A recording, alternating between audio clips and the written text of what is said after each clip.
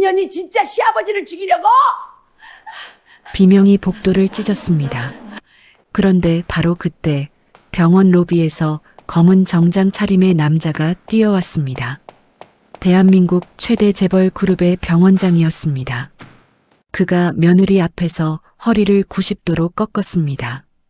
은 교수님, 교수님이 여기 계셨습니까? 시어머니의 손이 멈췄습니다. 남편의 눈이 휘둥그레졌습니다. 하녀 취급하던 며느리에게 재벌 병원장이 90도 인사를 하고 있었습니다. 도대체 이 며느리의 정체는 무엇이었을까요? 사연 시작 전 무료인 구독과 좋아요 누르시면 대박 납니다. 사연 시작합니다. 추석 연휴를 사흘 앞둔 어느 월요일 아침이었습니다. 경기도 분당의 한 아파트 주방에서 은수연은 새벽 4시부터 일어나 칼질을 하고 있었습니다. 색바랜 면바지에 기름때가 잔뜩 묻은 앞치마를 두르고 대충 묶어 올린 머리에서 땀이 뚝뚝 떨어졌습니다. 도마 위에는 무가 쌓여 있었고 싱크대에는 아직 손도 못 댄 시금치 10단이 수북했습니다. 냉장고 문에는 시어머니 마옥자가 보내온 메모지가 딱 붙어 있었습니다. 전 70인분, 빠짐없이, 잡채 15인분 추가, 갈비찜 넉넉히, 70인분. 수연은 그 숫자를 처음 들었을 때 귀를 의심했습니다. 명절이라고 해도 제사가 있는 것도 아닌데 시어머니는 친척이란 친척은 죄다 불러 모아 잔치상을 벌이겠다고 했습니다. 제사도 없는데 이 정도면 복받은 며느리지. 고마운 줄 알아. 시어머니의 그 말이 귓가에 맴돌았습니다. 수연은 이를 악물고 물을 썰었습니다. 손가락 마디가 욱신거렸지만 멈출 수 없었습니다.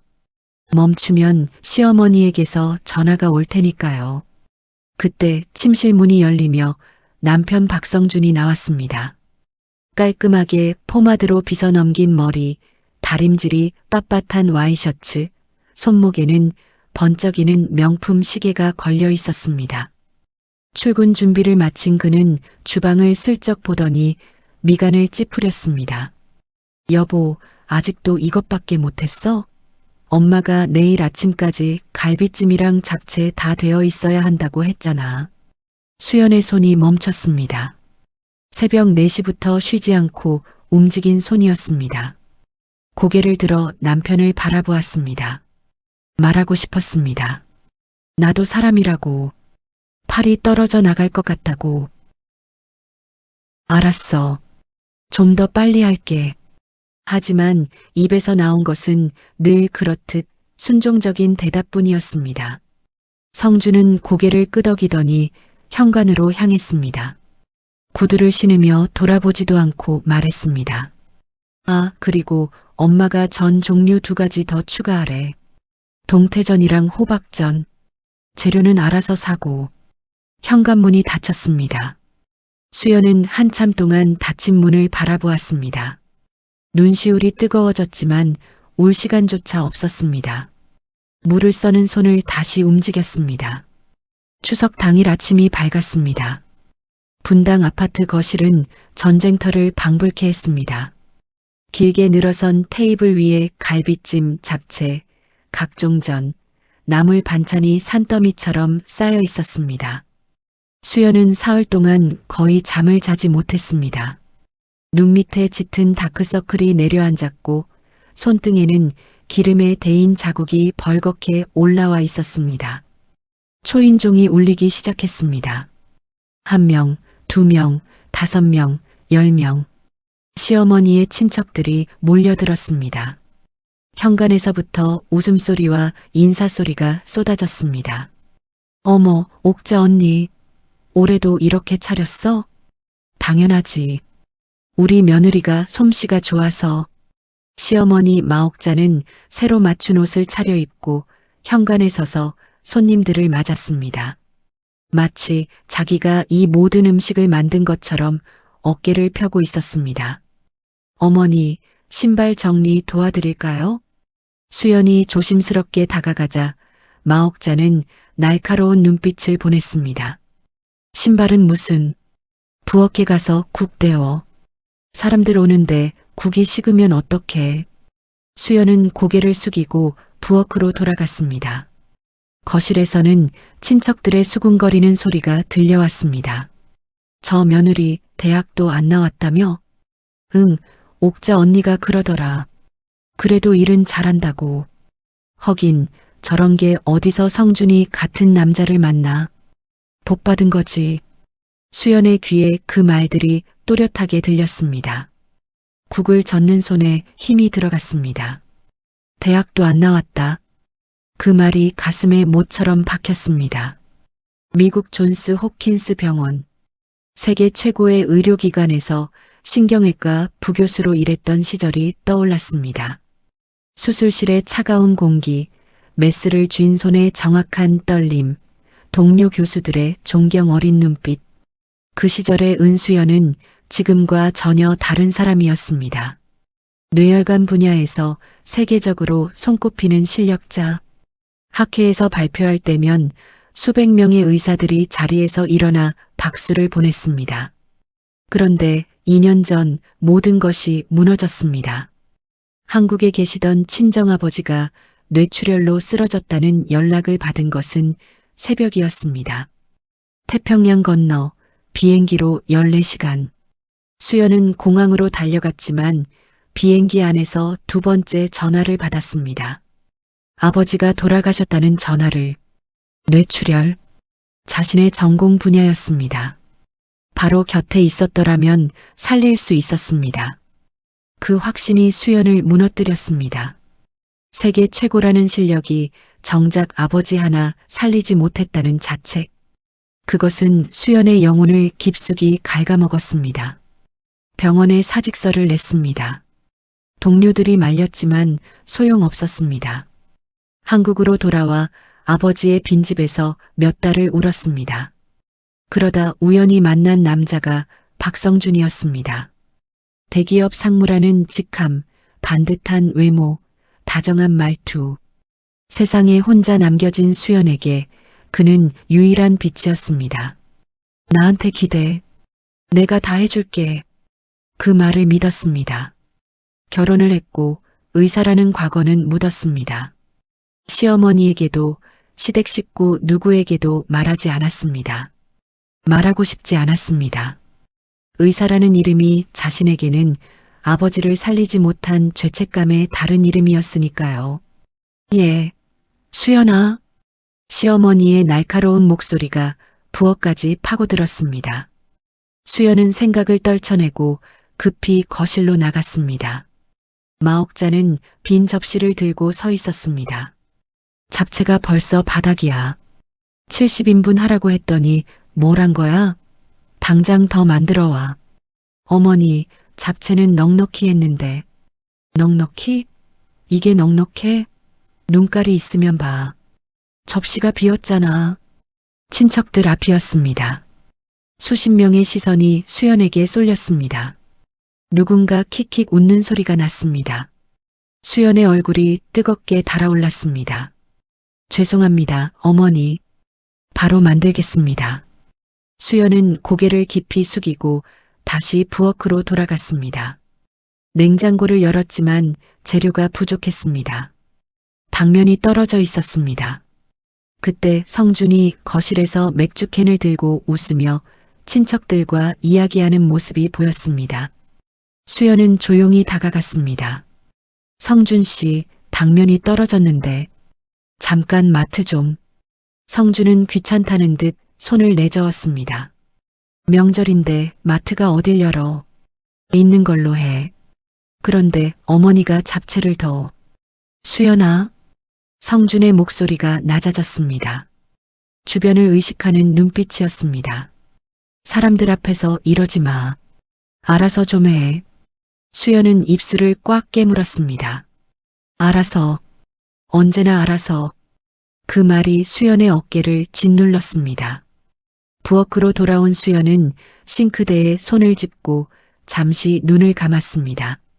눈물이 턱끝에 맺혔다가 기름때 묻은 앞치마 위로 떨어졌습니다. 시간은 저녁이 되어 갔습니다. 친척들은 배를 두드리며 거실과 안방을 차지하고 드러누웠고 수연은 쉴 틈 없이 그릇을 치우고 과일을 깎고 커피를 날랐습니다. 마치 식당 종업원처럼. 아니, 종업원은 최소한 월급이라도 받습니다. 애미야, 커피 좀 타와. 설탕 반 스푼에 프림 많이. 예, 과일 깎아서 가져와. 사과 말고 배로. 수연 씨, 물 좀 갖다 줘요. 이름 대신 예, 에미야로 불리며 수연은 거실과 부엌을 쉼없이 오갔습니다. 밥 한 숟갈 뜰 시간도 없었습니다.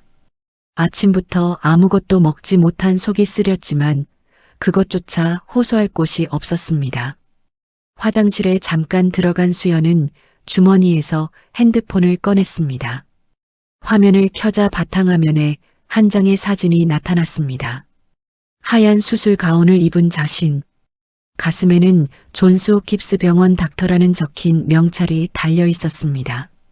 사진 속의 수연은 자신감에 가득 찬 눈빛으로 카메라를 바라보고 있었습니다. 수연은 그 사진을 한참 들여다보았습니다. 손가락으로 명찰 부분을 쓸었습니다. 이것이 정말 나였을까? 세계 최고의 병원에서 생명을 살리던 그 손이 지금은 70인분의 설거지를 하고 있었습니다. 아빠, 낮은 목소리가 새어나왔습니다. 아버지의 얼굴이 떠올랐습니다. 항상 딸의 성공을 자랑스러워 하시던 아버지. 지금의 딸을 보시면 뭐라 하셨을까요? 하지만 수연은 핸드폰을 끄고 다시 주머니에 넣었습니다. 거울에 비친 자신의 얼굴을 보았습니다. 다크서클이 내려앉고 머리카락이 흐트러진 초라한 모습.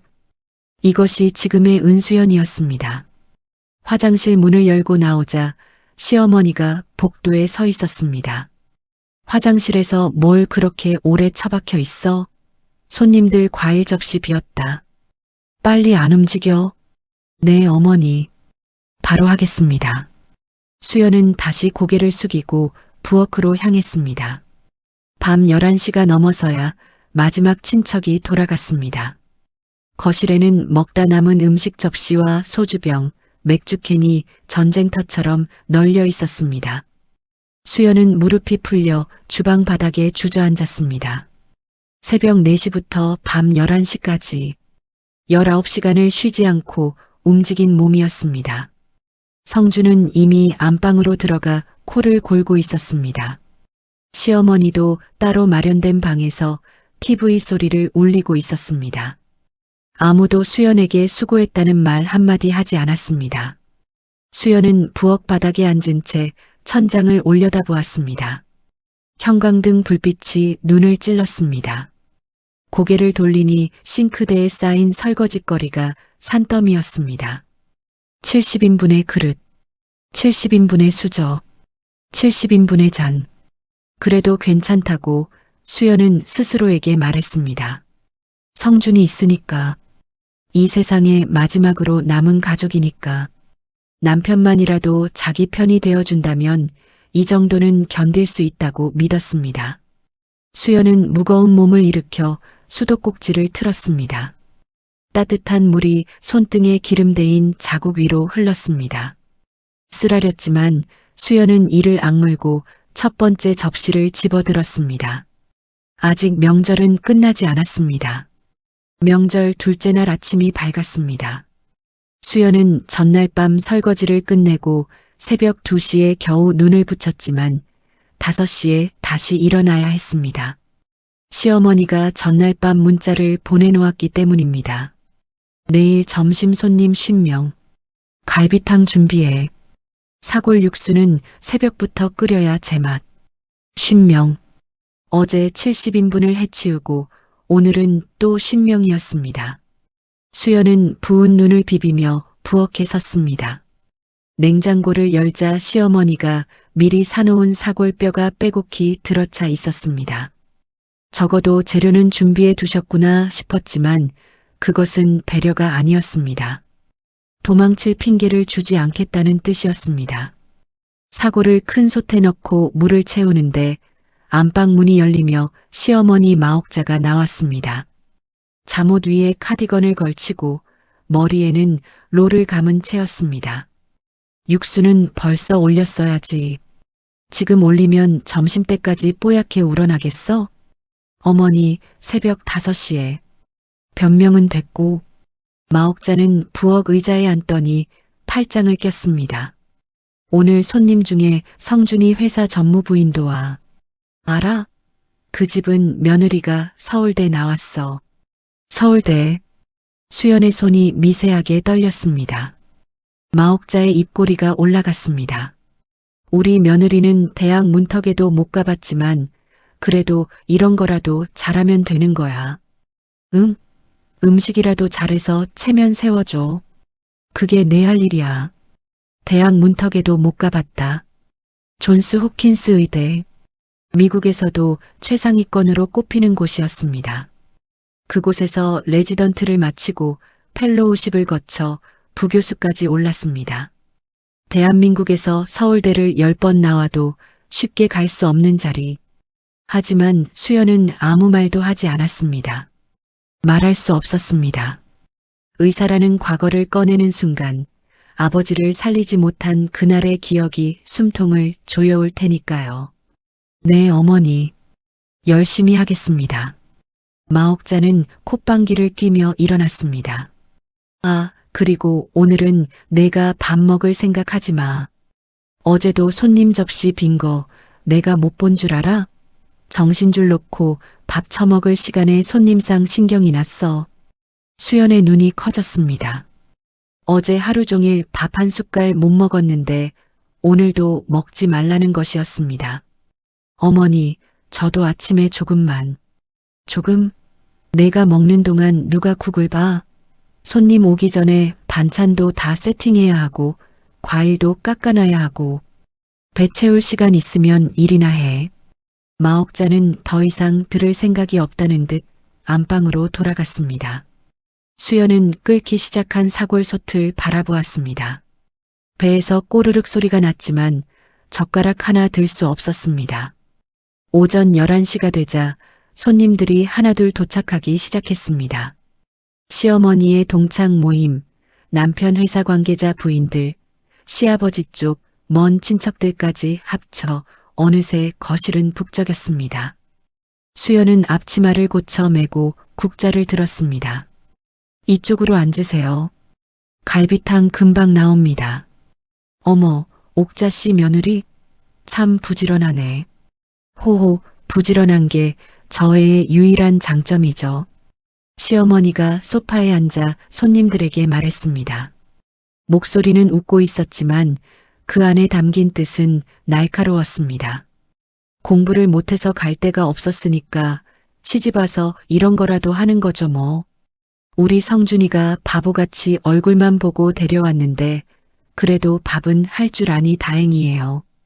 손님들 사이에서 웃음이 퍼졌습니다. 수연은 갈비탕을 담는 손을 멈추지 않았습니다.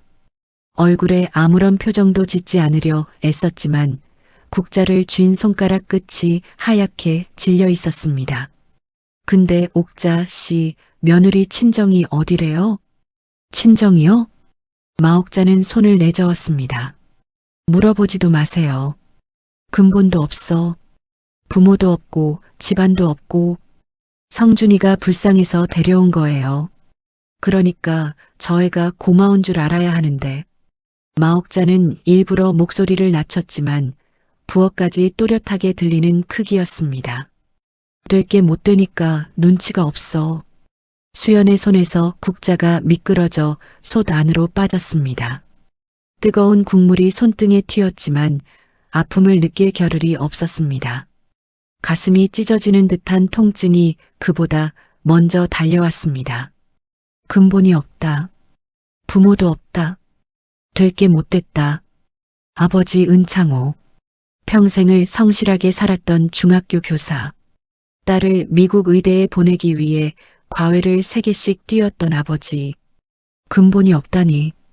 수연은 입술을 물었습니다. 피가 날 것 같았습니다. 그때 시누이 셋이 거실로 들어왔습니다.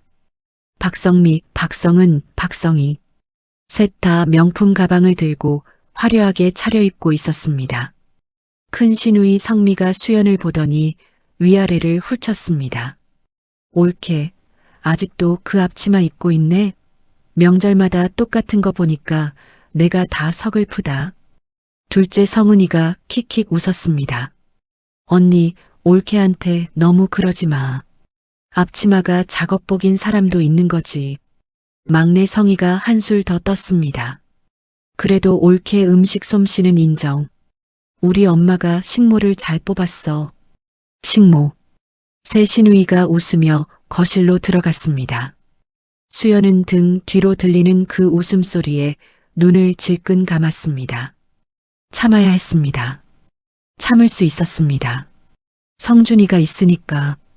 점심이 끝나고 손님들이 과일을 먹으며 이야기꽃을 피우는 동안 수연은 또다시 부엌에서 설거지와 씨름하고 있었습니다. 50인분의 갈비탕 그릇, 밥그릇, 수저, 반찬 접시, 싱크대에 쌓인 그릇 탑이 흔들거렸습니다. 어지러웠습니다. 아침도 점심도 먹지 못한 몸이었습니다. 설거지를 하다 말고 수연은 잠깐 화장실로 들어갔습니다.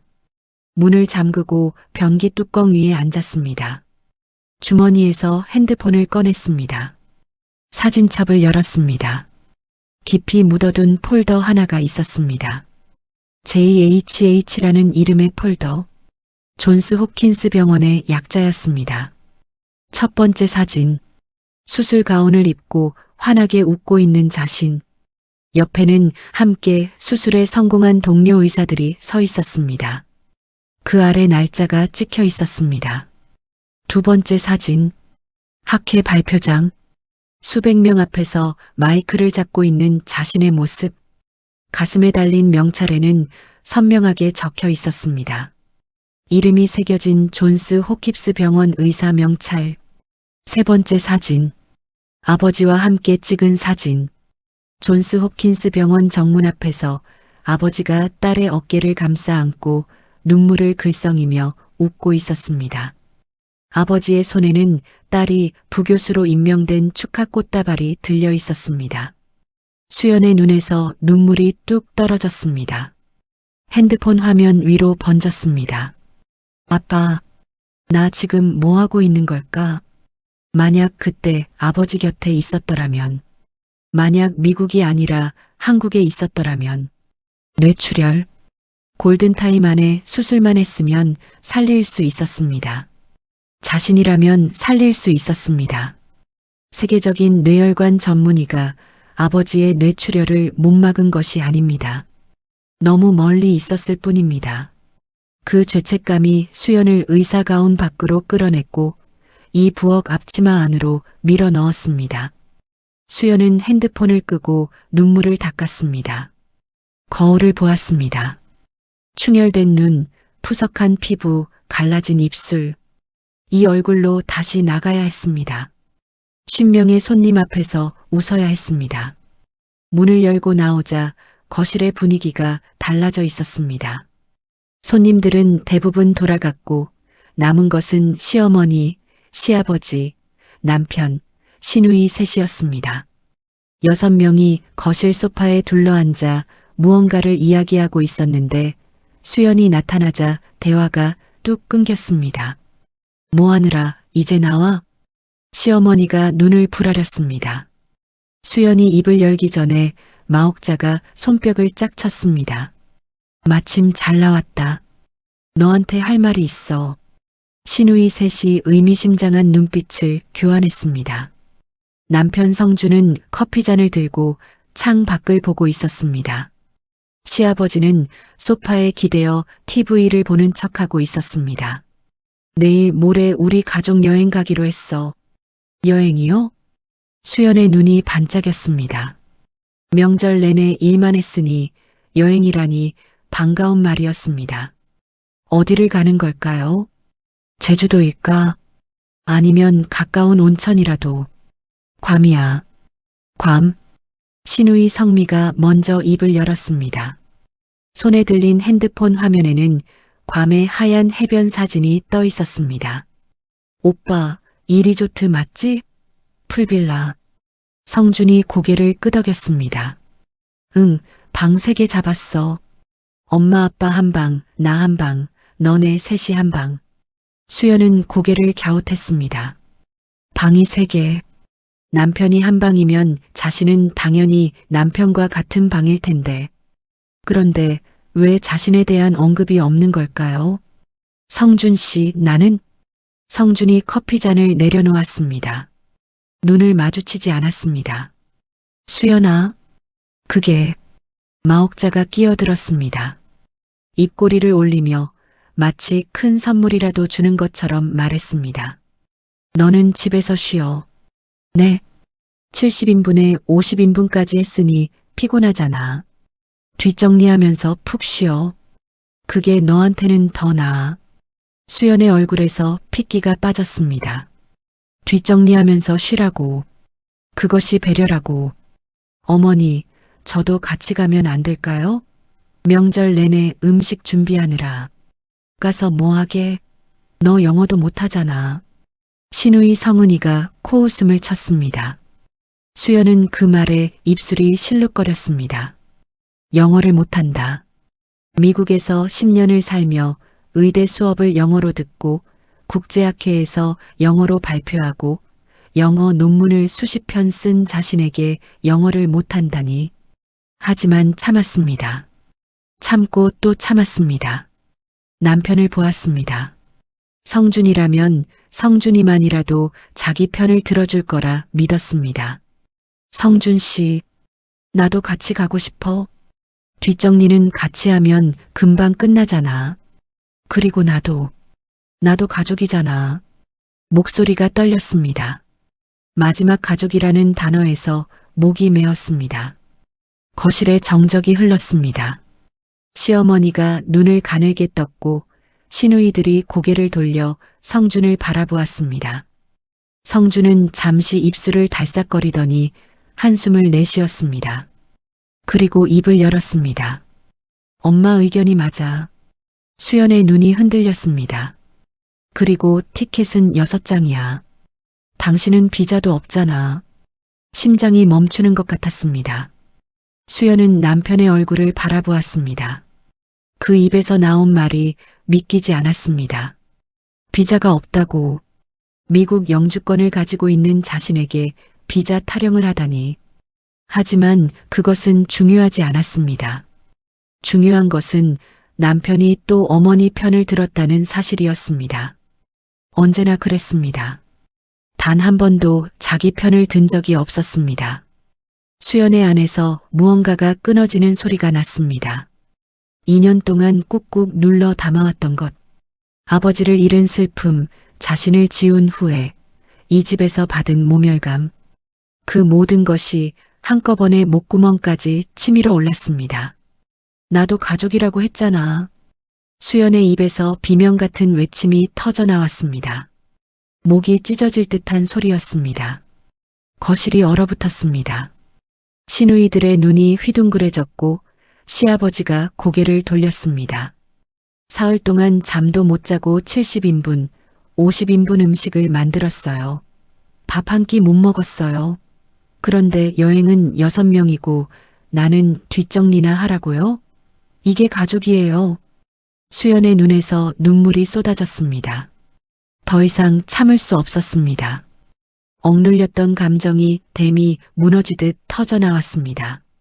같이 정리하면 금방 끝나잖아요. 저도 데려가 주세요, 어머니. 제발. 그 순간 마옥자가 소파에서 벌떡 일어났습니다. 눈이 치켜 올라가 있었습니다. 성큼성큼 다가오더니 수연의 뺨을 잇는 힘껏 때렸습니다. 찰칵 소리가 거실에 울렸습니다. 수연의 고개가 옆으로 돌아갔습니다. 뺨이 불에 데인 것처럼 화끈거렸습니다. 어딜 바락바락 대들어. 마옥자의 목소리가 천장을 찔렀습니다. 근본도 없는 게 기어들어와서 며느리 대접받으면 고마운 줄 알아야지. 밥 해주고 지붕 위에서 재워줬으면 됐지. 뭘 더 바라는 거야. 괌까지. 마옥자는 수연의 어깨를 밀쳤습니다. 수연이 비틀거렸습니다. 네 주제의 여행 갈 시간에 집이나 치워. 그게 내 자리야. 수연은 뺨을 감싼 채 서 있었습니다. 눈물이 턱을 타고 흘러내렸습니다. 떨리는 눈으로 남편을 바라보았습니다. 제발 한마디만 해줘. 엄마 그만해라는 한마디만. 성주는 고개를 숙이고 있었습니다. 커피잔을 만지작거리고 있었습니다. 아내가 뺨을 맞는 것을 보고도 눈 하나 깜짝하지 않았습니다. 입을 열지 않았습니다. 시누이들도 마찬가지였습니다. 성민은 핸드폰을 보고 있었고, 성은은 손톱을 다듬고 있었고, 성희는 창밖을 보고 있었습니다. 마치 아무 일도 일어나지 않은 것처럼 수연은 그 광경을 보았습니다. 또렷하게 보았습니다. 남편 하나만 바라보고 버텨왔습니다. 이 세상에 마지막으로 남은 가족이라 믿었습니다. 아버지를 잃고 의사라는 이름을 버리고 자존심을 내려놓고 이 집에 들어온 것은 오직 이 남자 때문이었습니다. 그런데 이 남자는 어머니의 손바닥이 아내의 뺨을 때리는 동안 커피잔을 만지작거리고 있었습니다. 모든 것이 무너졌습니다. 다리에서 힘이 빠졌습니다. 수연은 그 자리에 천천히 주저앉았습니다. 바닥에 무릎이 닿았습니다. 더 이상 울음소리도 나지 않았습니다. 눈물만 소리 없이 흘러내렸습니다. 마옥자는 콧방귀를 뀌며 시누이들을 돌아보았습니다. 짐 다 쌌어? 내일 비행기 새벽이야. 늦잠 자지 말고. 네, 엄마. 시누이들이 일제히 대답하며 자리에서 일어났습니다. 성준도 커피잔을 내려놓고 안방으로 향했습니다. 수연을 지나치면서도 한번 돌아보지 않았습니다. 거실에 수연 혼자 남겨졌습니다. 바닥에 무릎을 꿇은 채 뺨에는 시어머니의 손자국이 붉게 남아 있었습니다. 주방 쪽에서 뚝뚝 수도꼭지에서 물이 새는 소리가 들렸습니다. 그 소리만이 텅 빈 거실을 채웠습니다. 수연은 바닥에 앉은 채 한참 동안 움직이지 못했습니다. 가슴 한가운데에 거대한 구멍이 뚫린 것 같았습니다. 바람이 쑥쑥 드나드는 빈 구멍. 아무것도 채울 수 없는. 성준 씨. 입술이 움직였지만 소리는 나지 않았습니다. 당신 하나만 바라보고 살았는데, 당신이 내 마지막 가족이었는데. 수연은 천천히 고개를 들어 안방 쪽을 바라보았습니다. 문 너머로 성준이 캐리어를 꺼내는 소리가 들렸습니다. 옷을 고르는 옷걸이 소리, 여행 가방 지퍼를 여는 소리, 그 소리 하나하나가 수연의 가슴에 못을 박았습니다. 다음 날 새벽이었습니다. 아직 해가 뜨기도 전 박씨 집안은 부산하게 움직이고 있었습니다. 거실에는 캐리어 6개가 줄지어 서 있었고 시누이들은 화장을 마치고 원피스와 샌들로 갈아입은 채 들떠 있었습니다. 언니, 선크림 챙겼어? 괌 자외선 장난 아니래. 당연하지. 나 면세점에서 산 거 있어. 시누이 성은과 성희가 캐리어 앞에서 제잘거렸습니다. 큰 시누이 성미는 핸드폰으로 괌 리조트 사진을 넘기며 흐뭇한 표정이었습니다. 수연은 부엌에 서 있었습니다. 아무도 시키지 않았지만 습관처럼 일어나 커피를 내리고 있었습니다. 잠을 거의 못 잤습니다. 어젯밤 거실 바닥에 한참을 앉아 있다가 겨우 일어나 작은 방으로 들어갔지만 뜬 눈으로 밤을 새웠습니다. 뺨에는 아직도 붉은 자국이 남아 있었습니다. 성준이 안방에서 나왔습니다. 깔끔한 린넨 셔츠에 면바지, 선글라스를 머리 위에 걸치고 있었습니다.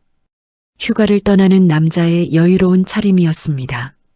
수연과 눈이 마주쳤지만 성준은 시선을 피하며 캐리어를 끌고 현관으로 향했습니다. 엄마, 택시 불렀어? 공항 리무진 예약했다. 5시 반에 온대. 마옥자가 안방에서 나오며 대답했습니다. 진한 향수 냄새가 거실을 채웠습니다. 새로 맞춘 여행용 모자까지 쓰고 있었습니다. 수연은 커피잔을 들고 거실로 나왔습니다. 아무도 커피를 달라고 하지 않았지만 그래도 내려놓았습니다.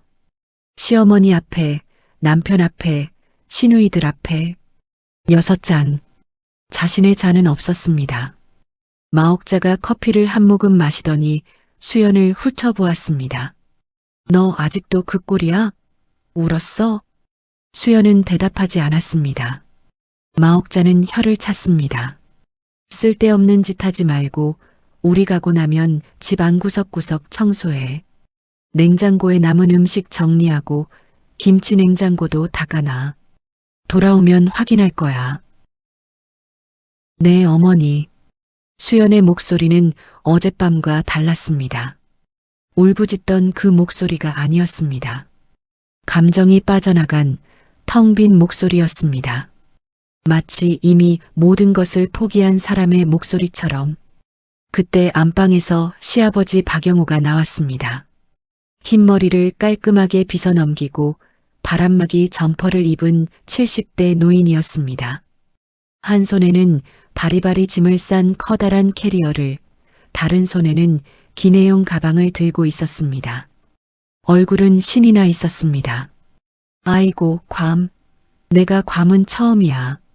옥자야, 거기 바다 따뜻하다며? 아이고, 영감 당연하지. 따뜻한 정도가 아니야. 열대야, 열대. 마옥자가 활짝 웃었습니다. 며느리 앞에서는 절대 보여주지 않는 환한 웃음이었습니다. 시아버지 영호는 현관 쪽으로 캐리어를 끌고 갔습니다. 무거운 캐리어를 양손으로 들어 올려 현관 턱을 넘기려는 순간이었습니다. 짧은 신음이었습니다. 시아버지의 얼굴이 순식간에 붉어졌다가 백지장처럼 하얘졌습니다. 캐리어를 놓은 손이 허공을 더듬더니 뒷목을 움켜쥐었습니다. 영감, 영감. 마옥자가 비명을 질렀습니다. 시아버지의 몸이 기울었습니다. 무릎이 먼저 꺾이고 옆으로 쓰러지면서 이마가 신발장 모서리를 스쳤습니다. 캐리어가 쿵 하고 쓰러지며 현관 바닥을 울렸습니다. 아버지. 성준이 달려갔습니다. 시누이들이 비명을 질렀습니다. 현관은 순식간에 아수라장이 되었습니다. 수연은 부엌에서 그 소리를 들었습니다. 몸이 먼저 반응했습니다.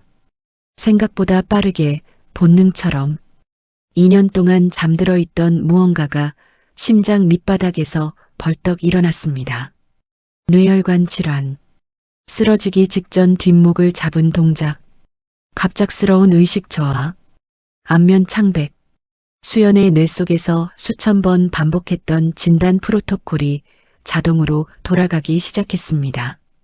수연이 현관으로 달려갔습니다.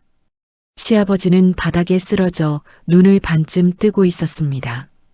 동공이 한쪽으로 쏠려 있었습니다. 입꼬리가 한쪽으로 처져 있었고 오른쪽 팔이 축 늘어져 있었습니다. 전형적인 뇌출혈 증상이었습니다. 수연의 얼굴에서 색이 빠졌습니다. 2년 전의 기억이 번개처럼 스쳤습니다. 아버지. 아버지도 똑같은 증상이었습니다. 뒷목을 잡고 쓰러지고 동공이 쏠리고 그때는 태평양 건너에 있어서 아무것도 할 수 없었습니다. 하지만 지금은 달랐습니다. 지금은 바로 눈앞에 있었습니다. 비켜주세요. 수연이 외치며 시아버지 곁으로 다가갔습니다. 무릎을 꿇고 시아버지의 고개를 옆으로 돌려 기도를 확보하려 했습니다. 손이 정확하게 움직였습니다. 떨림이 없었습니다. 의사의 손이었습니다. 시아버지, 들리세요? 눈을 깜빡여 보세요. 시아버지의 왼쪽 눈꺼풀이 미세하게 떨렸습니다. 의식이 완전히 없는 것은 아니었습니다. 아직 시간이 있었습니다. 골든타임 안에 병원으로 이송해서 수술을 하면 살릴 수 있었습니다. 성준 씨, 빨리 119에 전화해. 뇌출혈 의심이야. 골든타임이 얼마 없어. 수연의 목소리는 명확하고 단호했습니다. 부엌에서 네, 어머니 하던 그 순종적인 목소리가 아니었습니다. 수술실에서 간호사에게 지시하던 외과 교수의 목소리였습니다. 성준이 멈칫했습니다. 아내의 입에서 뇌출혈이라는 단어가, 골든타임이라는 단어가 나온 것에 얼떨떨한 표정이었습니다. 하지만 수연의 눈빛이 너무나 진지했기에 반사적으로 핸드폰을 꺼내 119를 눌렀습니다. 수연은 시아버지의 셔츠 단추를 풀어 호흡을 편하게 하고 다리 쪽을 살짝 높여주려 했습니다. 그때였습니다. 이년아, 뒤통수에 불이 번쩍 켜지는 것 같은 충격이 왔습니다. 마옥자가 수연의 머리채를 움켜쥐고 뒤로 잡아당긴 것이었습니다. 뭐 하는 짓이야? 시아버지한테 손대지 마. 어머니, 잠깐만요. 지금 응급처치를. 응급처치? 내가. 마옥자의 눈이 뒤집혔습니다. 이성을 완전히 잃은 눈이었습니다. 아까 뺨 맞고 앙심 품었지? 시아버지 죽이려고 그러는 거지. 이 독한 년아. 마옥자는 수연을 밀쳤습니다.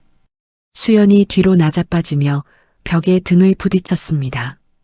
머리채를 잡혔던 부분이 욱신거렸지만 그것보다 시아버지가 먼저였습니다. 어머니, 진짜로 위험합니다. 뇌출혈이에요. 골든타임이 지나면 돌이킬 수 없어요. 닥쳐. 내가 의사야. 대학도 못 나온 게 무슨 뇌출혈을 알아.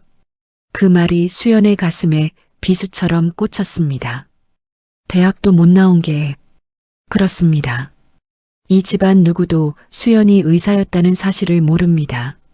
수연이 세계적인 뇌혈관 외과 전문이라는 사실을.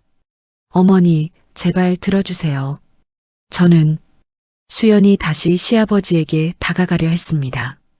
하지만 마옥자가 몸으로 막아섰습니다. 양팔을 벌리고 미친 사람처럼 소리를 질렀습니다. 가까이 오지 마. 영감한테 손 떼면 가만 안 둬. 성준아, 인연 좀 잡아. 성준이 전화를 끊고 돌아왔습니다.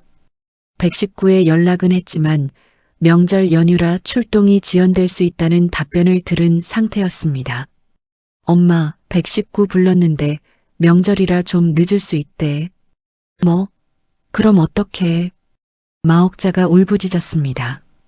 시누이들도 울고 있었습니다.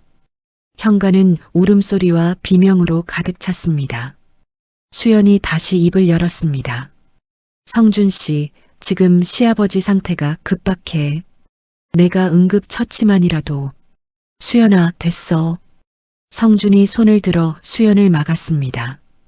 그 눈에는 의심이 가득했습니다. 당신이 뭘 안다고 그래. 괜히 건드려서 더 안 좋아지면 어떡하려고. 나는. 수연은 말을 잇지 못했습니다. 나는 의사야라는 말이 목구멍까지 차올랐지만 나오지 않았습니다. 2년 동안 봉인해왔던 그 단어가, 아버지의 죽음과 함께 묻어버린 그 이름이. 하지만 시아버지의 얼굴은 점점 더 파래지고 있었습니다. 입술이 보랏빛을 띠기 시작했습니다. 시간이 없었습니다. 매초가 뇌세포를 파괴하고 있었습니다. 시아버지. 수연이 다시 달려들었습니다. 마옥자가 수연의 팔을 잡았지만 수연은 뿌리치지 않았습니다. 그저 마옥자를 똑바로 바라보았습니다. 어머니, 시아버지 돌아가실 수도 있어요. 그 한마디에 마옥자의 손이 풀렸습니다. 돌아가신다.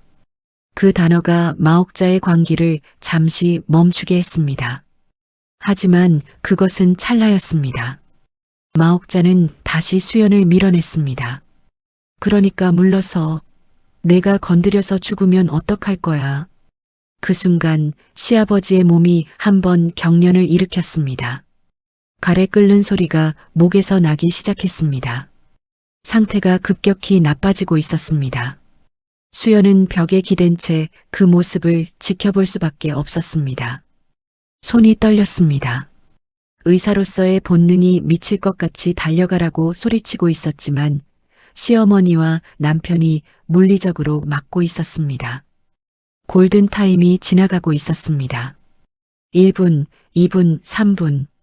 매 분마다 시아버지의 뇌에서 수백만 개의 신경세포가 죽어가고 있었습니다. 수연은 그것을 정확히 알고 있었습니다. 아버지 때도 그랬으니까요. 119 구급대가 도착한 것은 그로부터 20분이 지난 뒤였습니다. 명절 연휴, 도로 정체, 구급대원들이 현관으로 달려왔을 때 시아버지의 의식은 이미 완전히 사라진 상태였습니다. 환자 의식 없습니다. 바로 이송합니다. 구급대원들이 들것을 가져왔습니다. 시아버지를 조심스럽게 올리는 동안 마옥자는 영감영감하며 울부짖었고 시누이들은 서로 부여잡고 통곡했습니다. 수연은 현관벽에 기대어 서 있었습니다. 떨리는 손을 꽉 쥐고 20분. 골든타임은 보통 발병 후 60분에서 90분입니다. 하지만 뇌출혈의 경우 초기 처치가 빠를수록 생존율과 회복률이 급격히 올라갑니다. 지금 놓친 20분은 단순한 20분이 아니었습니다. 시아버지의 뇌가 돌이킬 수 없는 손상을 입었을 가능성이 있는 20분이었습니다. 시어머니가 막지 않았더라면, 기도 확보와 체위 유지만이라도 제대로 했더라면, 혈압 상승을 최소화할 수 있었더라면, 수연아, 구급대원이 시아버지를 구급차에 싣는 동안 성준이 차키를 들고 나왔습니다. 수연은 고개를 들었습니다. 남편이 자신을 부르는 것이 의외였습니다. 우리 차로 간다. 엄마랑 같이. 수연이 현관으로 한 걸음 내디뎠습니다. 그런데 성준이 말을 이었습니다. 당신은 따로 와. 뭐? 차에 자리가 없어. 엄마, 성미, 성은이, 성이 다 태워야 하잖아. 5인승차에 4명이면 한 자리가 남았습니다. 하지만 그 한 자리는 수연의 것이 아니었습니다. 택시 타고 와. 병원은 서울대학교 병원이래. 성준은 그 말을 남기고 돌아섰습니다. 마옥자와 시누이 셋이 이미 차에 타 있었습니다. 엔진 소리가 울리고 차는 주차장을 빠져나갔습니다. 빨간 테일램프가 점점 작아지더니 새벽 어둠 속으로 사라졌습니다. 아파트 주차장에 수연 혼자 남겨졌습니다. 새벽 공기가 차갑게 뺨을 스쳤습니다. 아직 붉은 자국이 남아있는 뺨을. 수연은 한참을 그 자리에 서 있었습니다. 사라진 차를 바라보며 핸드폰을 꺼냈습니다. 택시 앱을 열었지만 명절 새벽이라 배차가 잡히지 않았습니다. 수연은 아파트 정문으로 걸어나갔습니다. 대로변에 서서 손을 들었습니다. 차가 지나가지 않았습니다. 텅 빈 도로에 가로등만 줄지어 서 있었습니다. 5분이 지났습니다. 10분이 지났습니다. 수연의 입술이 파래졌습니다. 새벽 공기에 앞치마 하나 걸친 옷차림으로 서 있었으니까요. 캐리어를 쌀 시간도 외투를 챙길 시간도 없었습니다. 기름때 묻은 앞치마 그대로였습니다. 15분이 지나서야 빈 택시 하나가 대로변을 지나갔습니다. 수연이 있는 힘껏 손을 흔들었습니다. 택시가 멈춰섰습니다. 서울대학교 병원이요. 빨리 가주세요. 택시에 올라탄 수연은 창밖을 바라보았습니다. 분당에서 서울까지. 명절이라 도로는 비어 있었지만 그래도 40분은 걸리는 거리였습니다. 수연은 떨리는 손을 무릎 위에 올려놓았습니다. 눈을 감았습니다. 머릿속에서 시아버지의 증상이 반복 재생되었습니다. 갑작스러운 발병, 뒷목 통증, 편측 마비, 동공 이상, 의식 저하, 전형적인 뇌출혈, 그 중에서도 뇌동 맥류 파열에 의한 지주막하 출혈일 가능성이 높았습니다. 수연이 전문적으로 다루던 분야, 세계에서 손꼽히는 실력을 인정받았던 바로 그 분야, 아버지와 같은 병이었습니다. 수연은 주먹을 꽉 쥐었습니다. 손톱이 손바닥에 파고들었습니다. 2년 전 아버지를 살리지 못한 의사가 지금 시아버지마저 살리지 못하려 하고 있었습니다. 아니, 살릴 수 있었는데 막혔습니다. 시어머니에게, 남편에게, 택시 창밖으로 아파트 불빛이 스쳐 지나갔습니다. 고속도로에 올라서자 속도가 붙었습니다. 수연은 핸드폰을 꺼내 시간을 확인했습니다. 시아버지가 쓰러진 지 이미 40분이 넘어가고 있었습니다. 제발. 수연은 눈을 감고 속으로 빌었습니다. 제발 버텨주세요, 아버지. 시아버지를 아버지라 부른 것은 그것이 처음이었습니다. 택시가 서울대학교병원 응급실 앞에 멈춰 선 것은 새벽 6시가 넘어서였습니다. 수연은 택시비를 던지듯 내려놓고 차에서 뛰어내렸습니다. 기름때 묻은 앞치마 차림으로 응급실 자동문을 밀치고 들어갔습니다. 응급실 안은 명절 연휴의 혼란 그 자체였습니다. 급체한 노인, 폭죽에 손을 다친 아이, 과음으로 실려온 중년 남성, 들것과 휠체어가 복도를 가득 메우고 있었고 간호사들이 정신없이 뛰어다니고 있었습니다. 수연은 주위를 둘러보았습니다. 저 안쪽 응급 처치실 앞 복도에서 시어머니 마옥자의 울음소리가 들렸습니다. 수연이 달려갔습니다. 커튼이 쳐진 처치실 앞에 마옥자가 주저앉아 울고 있었고 시누이 셋이 서로 부여잡고 있었습니다. 성주는 벽에 기대어 서서 핸드폰을 쥔 채 창백한 얼굴이었습니다. 성준 씨, 시아버지 상태가 어때? 수연이 다가가자 성준이 고개를 들었습니다. 눈이 충혈되어 있었습니다. 의사가 상태가 안 좋대. 너무 늦었다고. 뭐라고? 수연의 심장이 쿵 내려앉았습니다. 너무 늦었다. 그 말이 2년 전과 겹쳐졌습니다. 아버지 때도 의사가 그렇게 말했습니다. 죄송합니다. 너무 늦었습니다. 그때 처치실 커튼이 열리며 당직 전공의가 나왔습니다. 30 초반으로 보이는 젊은 의사였습니다. 표정이 무거웠습니다. 보호자분 되시죠? 마옥자가 벌떡 일어났습니다. 우리 영감 어때요? 살릴 수 있는 거예요. 전공의는 잠시 입술을 다물었다가 입을 열었습니다. CT 촬영 결과 뇌동 맥류 파열로 인한 지주막하 출혈입니다. 출혈량이 상당하고 뇌압이 급격히 상승한 상태입니다. 그래서 어떻게 한다는 거예요? 수술하면 되는 거 아니에요. 마옥자가 전공의의 가온깃을 움켜쥐었습니다. 전공의는 조심스럽게 마옥자의 손을 풀어내며 말했습니다. 솔직히 말씀드리겠습니다. 동맥류의 위치가 매우 깊고 출혈 범위가 넓습니다. 발병 후 골든타임이 상당히 지난 상태이고요. 저희 신경외과 과장님과 상의했는데 전공의가 숨을 들이쉬었습니다. 현재 상태에서 수술을 진행해도 성공 확률이 극히 낮습니다. 수술 중 사망 가능성이 매우 높고 설령 수술을 마치더라도 정상적인 회복을 기대하기 어렵다는 것이 과장님의 소견입니다. 그게 무슨 소리예요? 마옥자가 비명을 질렀습니다. 수술 못하겠다는 거예요. 최고의 병원이라면서. 수술 자체를 거부하는 것이 아니라 보호자분께 현실적인 상황을 말씀드리는 겁니다. 수술을 강행할 경우 수술대에서 돌아가실 수도 있습니다. 마음의 준비를 하셔야 할 수도 있다는 뜻입니다. 마음의 준비. 그 말에 복도가 얼어붙었습니다. 마옥자의 무릎이 풀렸습니다. 시누이 성미가 어머니를 붙잡았고 성은과 성희가 울음을 터뜨렸습니다. 성주는 벽에 기댄 채 고개를 떨구었습니다. 수연은 한 발짝 떨어진 곳에 서서 그 장면을 보고 있었습니다. 전공의의 말이 머릿속에서 분석되고 있었습니다. 뇌동맥류 파열, 지주막하 출혈, 출혈량 과다, 뇌압 상승, 동맥류 위치가 깊다. 깊은 위치의 뇌동맥류. 일반적인 신경외과 의사라면 접근이 어려운 위치.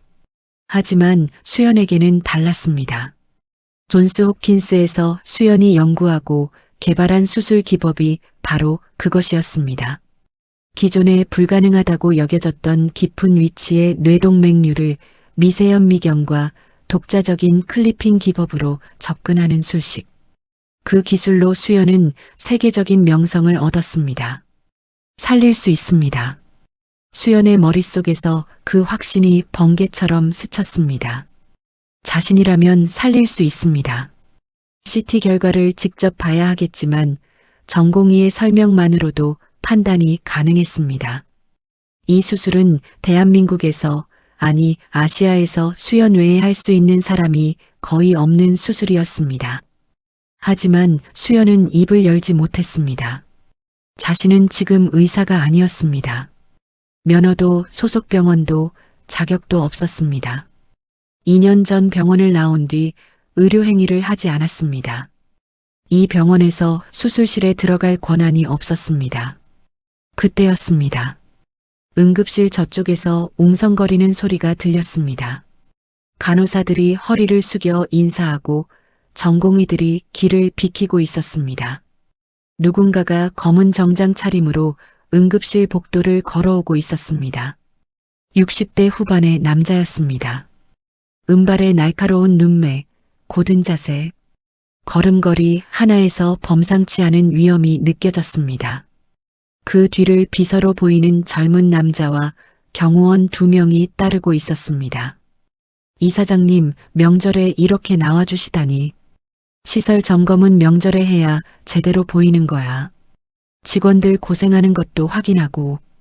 남자의 이름은 한정우. 대한민국 3대 재벌 그룹사나 종합병원의 이사장이었습니다. 이 병원의 최고 권력자이자 재벌 그룹 창업주의 장남이기도 했습니다. 명절에도 병원을 둘러보는 것은 그의 오랜 습관이었습니다. 한정우가 응급실 복도를 지나는 순간 그의 시선이 한 곳에 멈추었습니다. 기름때 묻은 앞치마를 두른 여자, 머리를 대충 묶고 다크서클이 내려앉은 초라한 모습. 하지만 그 얼굴, 그 눈, 한정우의 눈이 천천히 커졌습니다. 걸음이 멈추었습니다. 비서가 의아한 표정으로 돌아보았습니다. 이사장님? 한정우는 대답하지 않았습니다. 그의 시선은 오직 수연에게 고정되어 있었습니다. 입술이 미세하게 떨리고 있었습니다. 3년 전의 기억이 떠올랐습니다. 미국 출장 중 갑작스럽게 쓰러졌던 그날, 뇌동맥류 파열, 미국 현지 병원에서도 수술이 불가능하다는 진단을 받았습니다. 그때 존스 홉킨스에서 달려온 한 명의 의사가 있었습니다. 12시간의 대수술. 모든 의사가 포기한 그 수술을 성공시킨 젊은 한국인 여의사, 은수연. 자신의 생명을 살려준 은인. 수술 후 병실에서 눈을 떴을 때 가장 먼저 보인 얼굴. 한정우는 그 얼굴을 평생 잊을 수 없었습니다. 퇴원 후 감사를 전하려 병원을 다시 찾았지만 은 교수는 이미 병원을 떠난 뒤였습니다. 사직했다는 말만 듣고 어디로 갔는지 아무도 알려주지 않았습니다. 한국으로 돌아간 것 같다는 말만 있었습니다. 한국에 돌아와서 사람을 풀어 수소문했지만 은수연이라는 이름은 어디에서도 찾을 수 없었습니다. 마치 세상에서 증발한 것처럼 3년 동안 찾았습니다. 보답하고 싶었습니다. 목숨을 살려준 은혜를 갚고 싶었습니다. 그 사람이 지금 눈앞에 있었습니다. 기름때 묻은 앞치마를 두르고 한정우의 눈가가 붉어졌습니다. 그는 천천히 수연 앞으로 걸어갔습니다. 수연은 아직 한정우를 알아보지 못했습니다. 시아버지 걱정에 멍하니 서 있었으니까요. 한정우가 수연 앞에 섰습니다. 그리고 천천히 아주 정중하게 허리를 90도로 꺾었습니다. 응급실 복도가 얼어붙었습니다. 은 교수님. 한정우의 목소리가 떨리고 있었습니다. 은 교수님. 한정우입니다. 3년 전 존스 홉킨스에서 수술받은 환자. 기억하십니까? 수연의 눈이 커졌습니다. 한정우. 그 이름이 기억의 깊은 곳에서 올라왔습니다. 3년 전 미국 출장 중 뇌동 맥류가 파열되어 실려온 한국인 재벌. 모든 의사가 손을 놓은 그 수술. 12시간 동안 수술실에서 사투를 벌여 살려냈던 환자. 안 이사장님? 맞습니다. 은 교수님. 교수님이 살려주신 한정우입니다. 한정우가 고개를 들었습니다. 눈가에 눈물이 맺혀 있었습니다. 여기서 만날 줄은 몰랐습니다. 교수님이 갑자기 사라지셔서 얼마나 찾았는지 모릅니다. 은인을 직접 찾아뵙고 감사를 드리고 싶었는데 한정우가 다시 한번 허리를 숙였습니다. 제 생명의 은인이십니다. 교수님 아니었으면 저는 3년 전에 세상을 떠났습니다. 응급실 복도에 정적이 내려앉았습니다. 간호사들이 멈칫했고 전공의가 입을 벌린 채 서 있었습니다. 대한민국 3대 재벌 그룹의 이사장이 기름때 묻은 앞치마를 입은 여자에게 90도로 인사하고 있었습니다. 마옥자의 울음이 뚝 멈추었습니다. 입이 벌어진 채 수연을 바라보았습니다. 성준의 핸드폰이 손에서 미끄러져 바닥에 떨어졌습니다. 신우이 셋의 눈이 휘둥그레졌습니다. 교수님? 마옥자가 더듬거렸습니다. 목소리가 갈라져 있었습니다. 이사장님, 지금 뭐라고? 저 애가 교수요? 한정우가 천천히 고개를 돌려 마옥자를 보았습니다. 실례지만 은 교수님과 어떤 관계이십니까? 며느리예요. 우리 며느리. 며느리요? 한정우의 눈썹이 올라갔습니다. 세계적인 신경외과 의사가 누군가의 며느리라니. 기름때 묻은 앞치마를 입고 한정우의 눈빛이 복잡해졌습니다. 하지만 지금은 그런 것을 따질 때가 아니었습니다. 수연이 한정우에게 급히 말했습니다. 이사장님, 지금 제 시아버지가 뇌동 맥류 파열로 응급실에 계십니다.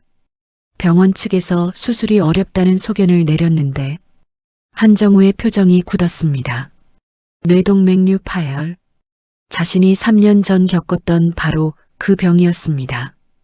그리고 그 수술을 성공시킨 사람이 지금 눈앞에 있었습니다. 잠깐 기다려 주십시오. 한정우가 비서를 돌아보았습니다. 당직 신경외과 과장을 당장 불러와. 그리고 환자 CT 결과를 가지고 오라고 해. 네, 이사장님. 비서가 뛰어갔습니다. 5분도 채 되지 않아 신경외과 과장이 CT 필름을 들고 달려왔습니다. 한정우가 수연에게 고개를 끄덕였습니다. 은 교수님, 직접 보시겠습니까? 수연은 CT 필름을 받아들었습니다. 형광등에 비추어 보았습니다. 손이 떨리지 않았습니다. 2년 만이었지만 눈은 정확했습니다. 정교통 동맥 부위에 뇌동 맥류 파열, 출혈이 기저수조까지 확산되어 있었지만 뇌간 압박은 아직 치명적 수준에 이르지 않았습니다. 수술 가능했습니다. 어렵지만 가능했습니다. 자신의 기술로라면 할 수 있습니다. 수연의 목소리가 응급실 복도에 울렸습니다. 조용하지만 확고한 목소리였습니다. 제가 수술하면 살릴 수 있습니다. 신경외과 과장이 눈을 크게 떴습니다. 실례지만 어느 병원 소속이? 존스 홉킨스 신경외과 은수연입니다. 그 이름을 입 밖에 낸 것은 2년 만이었습니다. 과장의 얼굴이 하얘졌습니다. 은수연 교수님? 뇌혈관 미세클리핑 술식을 개발하신 그 은수연 교수님이십니까? 네. 세상에. 과장이 허리를 숙였습니다. 의학계에서 은수연이라는 이름은 전설이었습니다. 존스 홉킨스에서 갑자기 사라진 천재 외과에 그 사람이 이 응급실에 있었습니다. 한정우가 과장에게 말했습니다. 은 교수님이 수술하신다.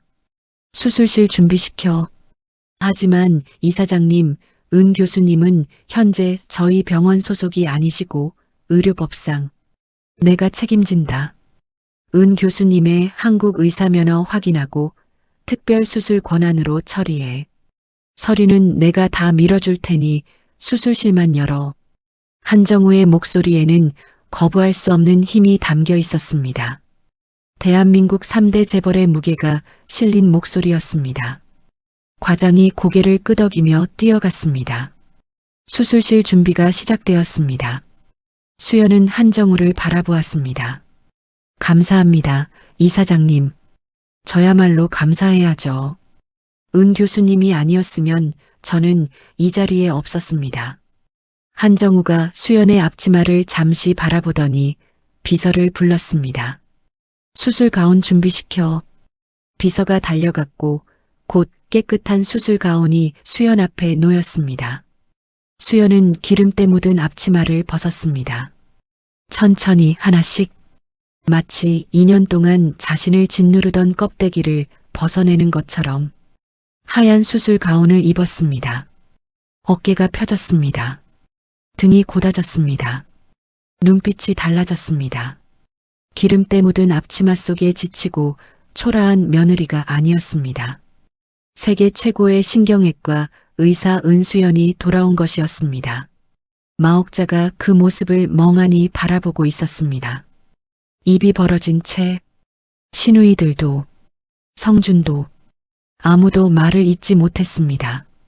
자신들이 하녀 취급하던 며느리가 대학도 못 나왔다고 비웃던 며느리가 재벌 이사장이 90도로 인사하는 세계적인 의사였다는 사실을 지금 이 순간 알게 된 것이었습니다.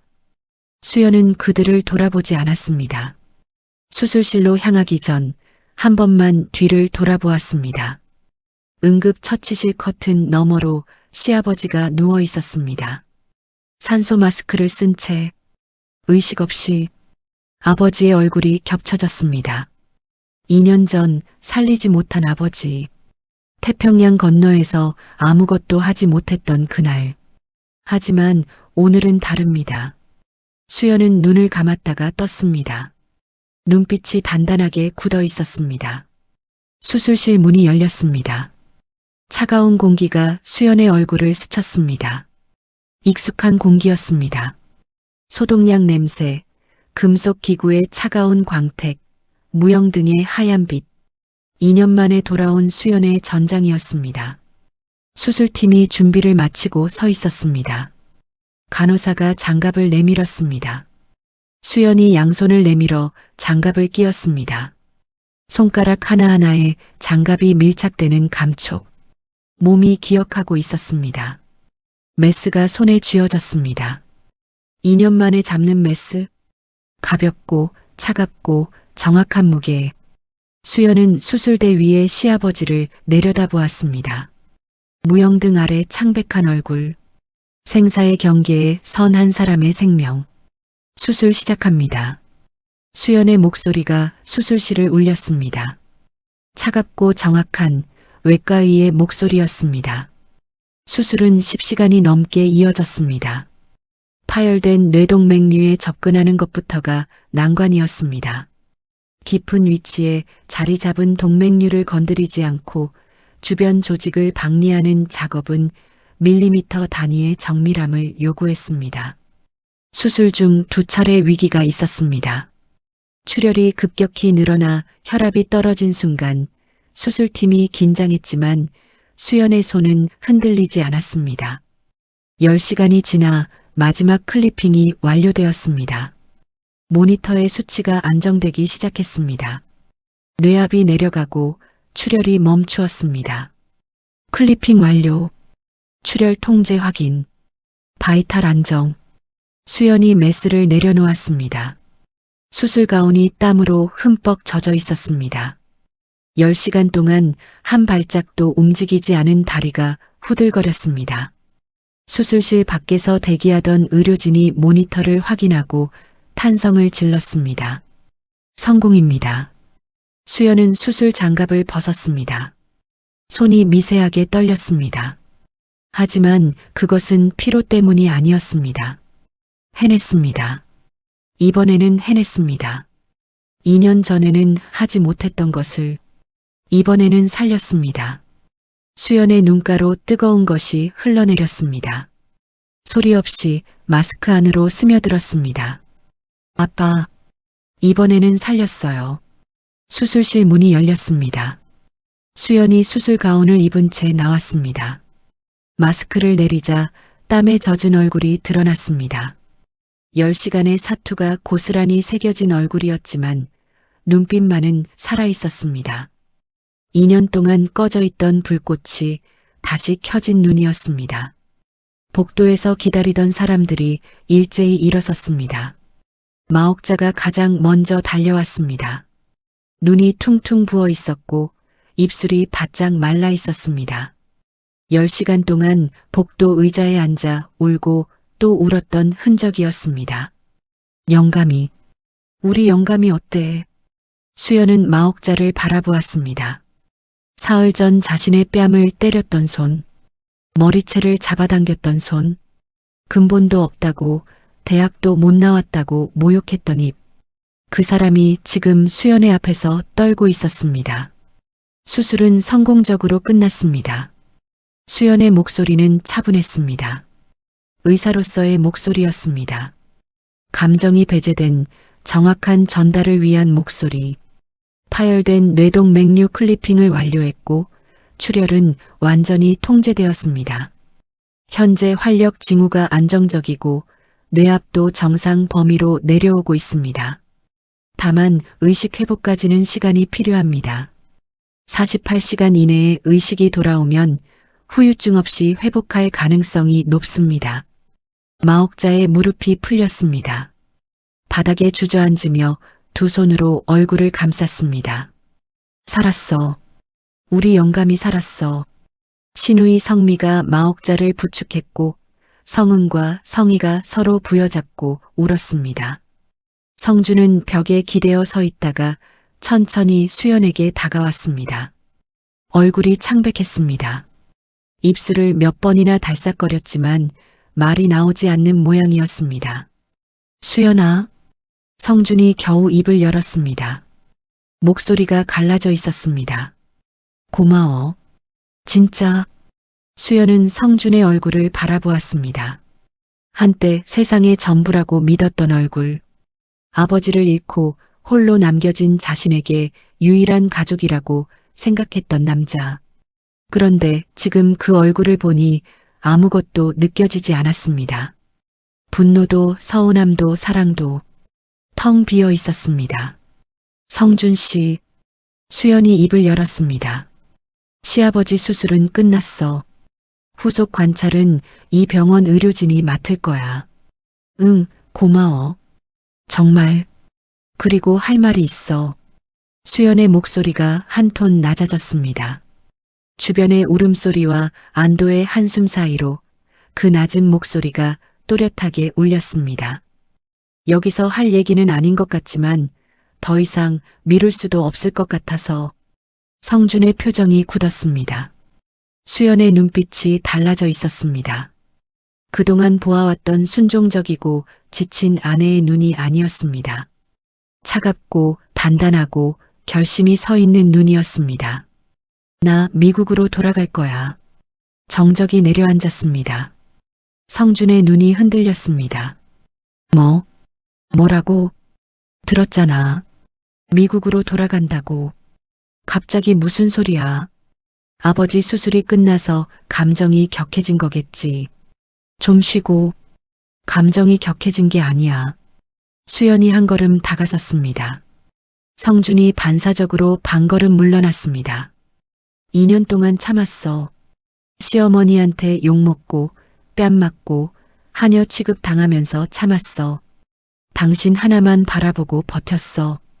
이 세상에 나한테 남은 건 당신뿐이라고 생각했으니까. 수연의 목소리가 떨렸습니다. 하지만 울음이 아니었습니다. 2년 동안 목구멍에 걸려있던 말들이 마침내 쏟아져 나오는 떨림이었습니다. 그런데 당신은 뭘 했어? 어머니가 내 뺨을 때릴 때 커피잔 만지작거렸잖아. 시아버지가 쓰러졌을 때 나보고 택시 타고 오래. 70인분 음식 만들고 밥 한 끼 못 먹는 나한테 잡채가 모자라다고 했잖아. 성준의 얼굴이 붉어졌습니다. 입을 열려 했지만 수연이 먼저 말을 이었습니다. 당신은 한 번도 내 편이 아니었어, 성준 씨. 그 한마디가 복도의 공기를 갈랐습니다. 성준이 입술을 물었습니다. 반박할 말이 없었습니다. 아니, 반박할 자격이 없었습니다. 그때 마옥자가 바닥에서 일어나 수연에게 달려왔습니다. 울음이 그치지 않은 얼굴이었지만 눈에는 다급함이 서려 있었습니다. 수연아, 미국은 무슨 미국이야. 내가 우리 영감을 살렸잖아. 내가 이 집안 은인이야. 응? 내가 잘못했어. 내가 몰라봤어. 제발. 마옥자가 수연의 수술 가운 소매를 잡았습니다. 사흘 전 머리채를 잡았던 그 손이 지금은 매달리고 있었습니다. 어머니. 수연이 조용히 마옥자의 손을 풀어냈습니다. 세게 뿌리친 것이 아니었습니다. 천천히, 부드럽게, 하지만 분명하게. 저는 의사예요. 어머니가 대학도 못 나왔다고 하신 그 며느리는 미국 존스 홉킨스 병원의 신경외과 부교수였어요. 마옥자의 입이 벌어졌습니다. 이미 재벌 이사장의 입에서 들은 말이었지만 수연의 입에서 직접 듣는 것은 다른 무게였습니다. 세계에서 뇌혈관 수술 좀 한다는 의사들이 모인 학회에서 제 이름을 모르는 사람이 없었어요. 어머니가 근본 없다고 하신 그 집안, 제 아버지는 평생 아이들 가르치신 선생님이셨고 저를 세계 최고의 의대에 보내셨어요. 수연의 눈에 눈물이 맺혔습니다. 하지만 흘러내리지 않았습니다. 이를 악물고 버티고 있었습니다. 아버지가 뇌출혈로 돌아가셨어요. 제 전공이에요. 제가 곁에 있었으면 살릴 수 있었어요. 그런데 너무 멀리 있었어요. 그 죄책감으로 병원을 나왔고 한국에 돌아와서 당신 아들을 만났어요. 시누이들이 숨을 죽이고 듣고 있었습니다. 성미의 얼굴이 사색이 되어 있었고 성은은 고개를 숙이고 있었고 성희는 입술을 깨물고 있었습니다. 이 집에서 저는 대학도 못 나온 불쌍한 며느리였죠. 식모였죠. 하녀였죠. 그래도 참았어요. 성준 씨가 제 마지막 가족이니까. 그 사람만이라도 내 편이면 괜찮다고 생각했으니까. 수연이 성준을 바라보았습니다. 성준은 고개를 떨군 채 움직이지 못했습니다. 그런데 아니었어요. 당신은 한 번도 내 편이 아니었어요. 어머니가 날 때려도 방관했고 시아버지가 쓰러졌을 때 나를 혼자 택시 태워보냈어요. 이게 가족이에요? 이게 남편이에요? 복도에 수연의 목소리만 울렸습니다. 지나가던 간호사도 멈추어 서서 숨을 죽였습니다. 시아버지 수술은 해드렸어요. 제가 의사니까. 눈앞에 죽어가는 환자를 외면할 수 없으니까. 아버지를 살리지 못한 죄를 더 이상 짓고 싶지 않았으니까. 수연이 숨을 들이쉬었습니다. 그리고 내뱉었습니다. 2년 동안 한 번도 하지 못한 말을. 하지만 수술이 끝난 지금 저는 제 인생을 찾으려고 해요. 마옥자가 다시 매달렸습니다. 수연아, 내가 잘못했어. 내가 미안해. 제발 가지마. 우리 영감 후속 치료도. 후속 치료는 이 병원 의료진이 충분히 할 수 있어요. 제가 수술 기록과 주의사항을 모두 전달해 놓겠습니다. 수연은 한 발 물러섰습니다. 그리고 어머니. 수연이 마옥자를 똑바로 바라보았습니다. 이혼하겠습니다. 마옥자의 눈이 휘둥그레졌습니다. 성준이 고개를 번쩍 들었습니다. 이혼? 수연아, 잠깐만. 결정한 거야, 성준 씨. 이혼하겠으니까 그렇게 알아. 수연은 돌아섰습니다. 복도 저쪽에서 한정우 이사장이 비서와 함께 서 있었습니다. 수연이 한정우에게 다가갔습니다. 이사장님, 수술실 사용을 허락해 주셔서 감사합니다. 환자 상태는 안정적이고 48시간 이내에 의식이 돌아올 가능성이 높습니다. 후속 관찰 사항은 신경외과 과장님께 전달하겠습니다. 한정우가 고개를 끄덕였습니다. 그의 눈에는 수연에 대한 깊은 존경이 서려 있었습니다. 은 교수님, 한 가지 여쭤봐도 되겠습니까? 네, 이사장님. 이 수술이 끝난 후 어떻게 하실 생각이십니까? 수연은 잠시 침묵했습니다. 복도 저쪽에서 마옥자의 울음소리가 들렸습니다. 성준이 무언가 말하는 소리도. 하지만 수연은 돌아보지 않았습니다. 미국으로 돌아가려고 합니다. 다시 수술실에 서려고요. 한정우의 눈빛이 반짝였습니다. 미국이 아닌 곳은 생각해보지 않으셨습니까? 네. 저희 병원에 와주시면 안 되겠습니까? 수연이 눈을 크게 떴습니다. 한정우가 진지한 표정으로 말을 이었습니다. 은 교수님의 실력은 제가 몸으로 겪어서 압니다. 세계 최고입니다. 저희 병원 뇌혈관 센터를 교수님께 맡기고 싶습니다. 센터장 자리를 드리겠습니다. 그리고 한정우가 잠시 뜸을 들였습니다. 차기 병원장 후보로 추천하겠습니다. 응급실 복도가 다시 한번 얼어붙었습니다. 센터장, 차기 병원장, 대한민국 3대 재벌 산하 종합병원의 최고 자리를 제안받고 있는 것이었습니다. 수연은 한정우를 바라보았습니다. 이 제안은 단순한 감사의 표현이 아니었습니다. 3년 전 자신의 생명을 살린 의사에게 보답하겠다는 진심이, 그리고 세계적인 의사를 자기 병원에 데려오겠다는 사업가의 판단이 함께 담긴 제안이었습니다. 생각할 시간을 주시겠습니까? 물론입니다.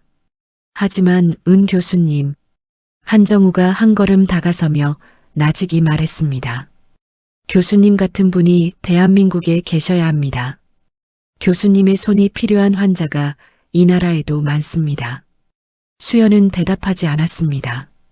고개를 돌려 복도 저쪽을 바라보았습니다. 마옥자가 바닥에 주저앉아 울고 있었고 시누이들이 멍한 표정으로 서 있었고 성준이 벽에 기대어 허공을 보고 있었습니다. 2년 전 이 나라에 돌아왔을 때 수연에게는 아무것도 없었습니다. 아버지를 잃은 슬픔, 의사를 그만둔 자책, 그리고 박성준이라는 남자. 그것이 전부였습니다. 지금은 달랐습니다. 박성준이라는 마지막 끈마저 끊어졌지만 대신 다른 무언가가 돌아왔습니다. 수술실의 차가운 공기, 메스의 정확한 무게, 환자를 살려냈을 때의 그 떨림, 의사 은수연, 2년 만에 다시 찾은 자기 자신이었습니다. 수연은 수술 가운을 여미며 복도를 걸었습니다. 뒤에서 마옥자의 울음소리가, 성준의 부르는 소리가 들렸습니다. 하지만 수연의 발걸음은 멈추지 않았습니다. 창밖으로 아침 해가 떠오르고 있었습니다. 10시간의 수술을 마치고 맞는 아침이었습니다. 병원 복도로 쏟아지는 햇살이 수연의 하얀 수술 가운 위로 내려앉았습니다. 오랜만에 따뜻한 빛이었습니다. 시아버지 박영호가 의식을 되찾은 것은 수술 다음 날 오후였습니다. 눈을 뜨자마자 가장 먼저 한 말은 여기가 어디야였고 마옥자는 그 한마디에 병실 바닥에 주저앉아 펑펑 울었습니다. 의료진은 기적에 가깝다고 했습니다. 골든타임을 넘겼음에도 후유증 없이 깨어난 것은 수술 집도의의 실력이 압도적이었기 때문이라고. 하지만 수연은 병실에 가지 않았습니다. 수술 기록을 정리하고 후속 관찰 사항을 신경외과 과장에게 전달한 뒤 병원이 마련해준 당직실에서 하루를 보냈습니다. 그리고 그 다음 날 변호사를 찾았습니다. 이혼 절차는 생각보다 복잡했습니다. 변호사 사무실에 앉은 수연은 담당 변호사에게 상황을 설명했습니다. 결혼 2년, 재산 분할, 협의 이혼을 원한다고. 은 교수님, 결혼 당시 재산 상태가 어떠셨습니까? 변호사가 물었습니다. 수연은 잠시 생각했습니다. 결혼 전 미국에서 모아둔 돈이 있었어요. 존스 홉킨스 부교수 연봉과 수술 수당으로 모은 돈. 결혼하면서 남편 명의 통장에 합쳤습니다. 남편이 재테크를 하겠다고 해서 금액이 어느 정도입니까? 약 15억입니다. 변호사의 눈이 커졌습니다. 15억을 남편 명의로 합치셨다고요? 네. 바보 같았죠. 수연은 쓴웃음을 지었습니다. 2년 전에 자신은 판단력이 흐려져 있었습니다. 아버지를 잃은 충격, 의사를 그만둔 자책감 속에서 성준의 다정한 말 한마디에 모든 것을 맡겨버렸습니다. 변호사가 서류를 정리하며 말했습니다. 결혼 전 특유 재산이라면 법적으로 돌려받을 수 있습니다. 다만 상대방이 협조하지 않으면 소송이 길어질 수 있습니다. 그날 저녁 수연은 성준에게 연락했습니다. 만나자고, 이혼 조건을 이야기하자고. 장소는 병원 근처 카페였습니다. 성준은 약속 시간보다 10분 늦게 나타났습니다. 깔끔한 정장 차림이었지만 얼굴에는 피로가 잔뜩 묻어 있었습니다. 아버지가 병원에 누워 있는데 출근을 했던 모양이었습니다. 대기업 상무의 체면이 아버지의 병상보다 먼저인 남자. 수연아. 성준이 맞은편에 앉으며 입을 열었습니다. 다시 생각해 볼 수 없어? 이혼은 좀. 생각 다 했어. 결혼 전 내 돈 15억 돌려주고 깔끔하게 정리하자. 성준의 표정이 굳었습니다. 15억. 그 돈이 지금 어디에 있는지 수연은 몰랐지만 성준은 알고 있었습니다. 그게 지금 당장은 어려워. 왜? 투자를 좀 했거든. 부동산이랑 주식이랑. 지금 빼면 손해가. 내 돈으로 투자한 거잖아. 내 허락도 없이. 성준이 입을 다물었습니다. 수연은 테이블 위에 놓인 커피잔을 내려다보며 말했습니다. 법대로 하자. 변호사한테 서류 보낼 테니까 연락처 남겨. 잠깐만, 수연아. 성준이 손을 내밀어 수연의 팔을 잡으려 했습니다. 수연이 팔을 빼며 차갑게 말했습니다. 만지지 마. 성준의 손이 허공에 멈추었습니다. 수연의 눈빛에는 더 이상 애원도 기대도 없었습니다. 나한테 남은 시간이 별로 없어. 정리할 건 정리하고 빨리 돌아가야 해. 수연이 일어서려는 순간 성준의 핸드폰이 울렸습니다. 성준이 화면을 보더니 얼굴이 일그러졌습니다. 엄마. 전화를 받았습니다. 마옥자의 날카로운 목소리가 스피커 너머로 새어나왔습니다. 성준아, 그년한테 재산 한 푼도 주면 안 돼. 알았어. 그 돈은 우리 집안 돈이야. 수연은 그 목소리를 들으며 고개를 저었습니다. 달라진 것이 없었습니다. 시아버지의 생명을 살려놓았는데도 시어머니는 여전히 그 모양이었습니다. 엄마 의견이. 성준이 전화를 끊고 수연을 바라보았습니다. 그 입에서 나올 말을 수연은 이미 알고 있었습니다.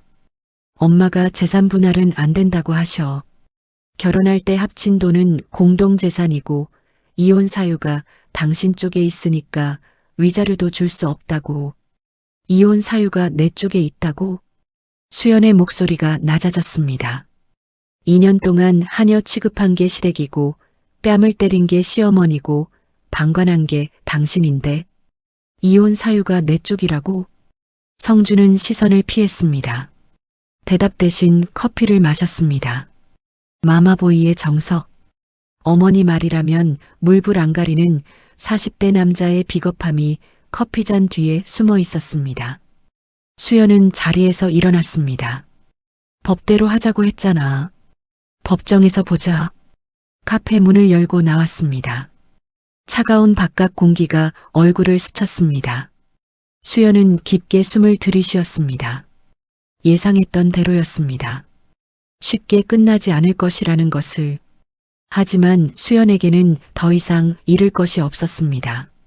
그런데 일주일 뒤 상황이 급변했습니다. 한정우 이사장이 수연의 이혼 소식을 들은 것은 병원 관계자를 통해서였습니다. 시아버지 후속 진료차 병원을 방문한 마옥자가 병실에서 며느리 욕을 퍼부은 것이 간호사들 사이에 퍼졌고 그것이 이사장의 귀에까지 들어간 것이었습니다. 한정우는 비서실에 지시했습니다. 은 교수님, 남편이 다니는 회사가 어디지? 대한상사 상무로 재직 중입니다. 이사장님. 대한상사? 한정우의 눈이 가늘어졌습니다.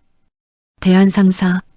한정우의 재벌 그룹과 납품 계약을 맺고 있는 중견 기업이었습니다. 매출의 40% 이상이 한정우 그룹과의 거래에서 나오는 구조. 대한상사 대표이사와 미팅 잡아. 네, 이사장님. 같은 날 한정우는 자신의 개인 변호사를 수연에게 보냈습니다. 대한민국 최고의 이혼 전문 로펌이었습니다. 은 교수님, 이사장님이 보내셨습니다. 비용은 전액 이사장님이 부담하십니다. 수연은 당황했습니다. 이사장님, 이건 제 개인적인 일인데.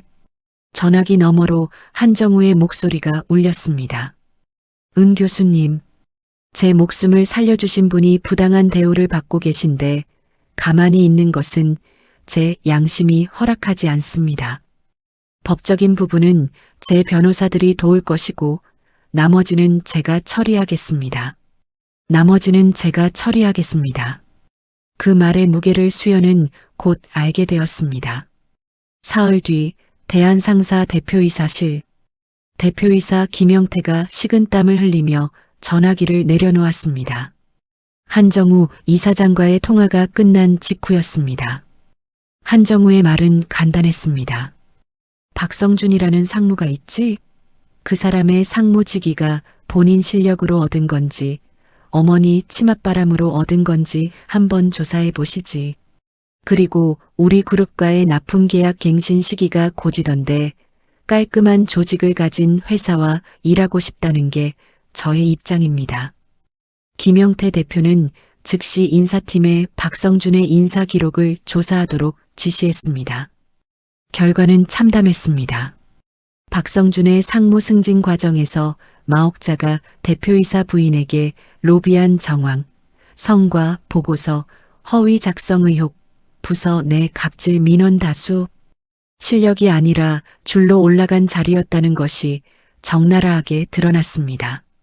박성준에게 인사위원회 소집 통보가 내려갔습니다. 같은 시기 한정우의 로펌은 수연의 이혼 소송을 전격적으로 진행했습니다. 결혼 전 수연의 특유재산 15억에 대한 반환 청구, 시어머니의 폭행에 대한 진단서 확보, 2년간의 가사 노동에 대한 정당한 보상 청구, 증거가 체계적으로 정리되었습니다. 성준이 당황한 것은 변호사 사무실에서 상대 측 서류를 받아본 순간이었습니다. 이게 뭐야? 이 로펌이 왜 상대방 변호를? 대한민국 5대 로펌 중 하나가 수연의 대리인으로 나서 있었습니다. 성준이 고용한 동네 변호사로는 상대가 되지 않는 규모였습니다. 박성준 씨, 솔직히 말씀드리면 승산이 없습니다. 성준의 변호사가 고개를 저었습니다.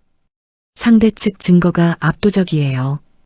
결혼 전 특유재산 입증 자료, 폭행 증거, 가사 노동 기여분, 여기에 상대 측 로펌 실력까지 고려하면 합의하시는 게 나을 겁니다. 성준은 또 어머니에게 전화했습니다. 마옥자의 대답은 변함없었습니다. 한 푼도 안 줘. 그년이 뭘 했다고. 하지만 현실은 마옥자의 고집을 비웃고 있었습니다. 일주일 뒤 박성준은 대한상사에서 직위 해제 통보를 받았습니다. 인사위원회 결과 승진 과정의 부정이 확인되어 상무직에서 해임된 것이었습니다. 퇴직금도 감액 처리되었습니다. 마옥자에게도 연락이 갔습니다. 그동안 대한상사 대표이사 부인과의 친분으로 누려왔던 각종 혜택, VIP 초대, 백화점 상품권, 골프 회원권 등이 일시에 끊겼습니다. 성준이 직장을 잃고 마옥자의 인맥이 무너지자 시댁의 태도가 급변했습니다. 합의하자. 성준이 먼저 연락해 왔습니다. 목소리에 힘이 빠져 있었습니다. 15억 돌려줄게. 위자료도 줄 테니까 소송 취하해줘. 수연은 변호사를 통해 합의서를 받았습니다. 결혼 전 특유재산 15억 전액 반환, 위자료 2억, 시어머니 폭행에 대한 합의금 별도. 성준의 인감이 찍힌 서류를 확인한 수연은 조용히 서명했습니다. 이혼 신고서를 구청에 제출한 날 수연은 병원 옥상에 올라갔습니다. 서울의 하늘이 맑았습니다. 바람이 불어 수연의 머리카락을 흩날렸습니다. 더 이상 대충 묶어 올린 머리가 아니었습니다. 깔끔하게 정돈된 머리, 하얀 가운, 목에 걸린 세명찰, 은수연 교수 마이너스 뇌혈관 센터장. 한정우의 제안을 받아들인 것은 이혼 합의가 끝난 직후였습니다. 미국으로 돌아가는 대신 한국에 남기로 했습니다. 한정우의 말이 마음에 남았습니다. 이 나라에도 자신의 손이 필요한 환자가 있다는 말. 그리고 아버지. 아버지가 이 땅에 잠들어 계셨습니다. 아버지 곁에서 다시 시작하고 싶었습니다. 센터장 취임식 날 한정우가 직접 참석했습니다. 병원 대강당에 의료진과 관계자 수백 명이 모인 자리에서 한정우가 마이크를 잡았습니다. 오늘 우리 병원에 세계적인 신경외과 의사를 모시게 되었습니다. 미국 존스 홉킨스 병원 부교수 출신, 뇌혈관 미세클리핑 술식의 창시자 은수연 교수님입니다. 박수가 쏟아졌습니다. 수연은 단상에 올라섰습니다. 하얀 가운에 실크 블라우스, 정장 바지, 날카로운 지성이 돋보이는 차림이었습니다. 기름때 묻은 앞치마를 입고 70인분 음식을 만들던 사람과 같은 사람이라고는 믿기 어려운 모습이었습니다. 수연은 마이크 앞에 섰습니다. 수백 명의 시선이 자신에게 쏠려 있었습니다. 존스 홉킨스 학회 발표장이 떠올랐습니다. 하지만 이번에는 달랐습니다. 그때는 세계를 향해 서 있었지만 지금은 자기 자신을 위해 서 있었습니다. 안녕하십니까? 은수연입니다. 목소리가 강당을 채웠습니다. 떨림이 없었습니다. 2년 전 저는 의사 가운을 벗었습니다. 아버지를 살리지 못했다는 죄책감 때문이었습니다. 제 전공 분야에서 세계 최고라는 소리를 들으면서도 정작 가장 소중한 사람 하나 지키지 못했으니까요. 강당이 조용해졌습니다. 2년 동안 수술실이 아닌 부엌에 서 있었습니다. 메스 대신 국자를 들었습니다. 제가 누구인지 잊으려 했습니다. 잊으면 죄책감도 사라질 줄 알았습니다. 수연이 잠시 숨을 고르었습니다. 하지만 사라지지 않았습니다.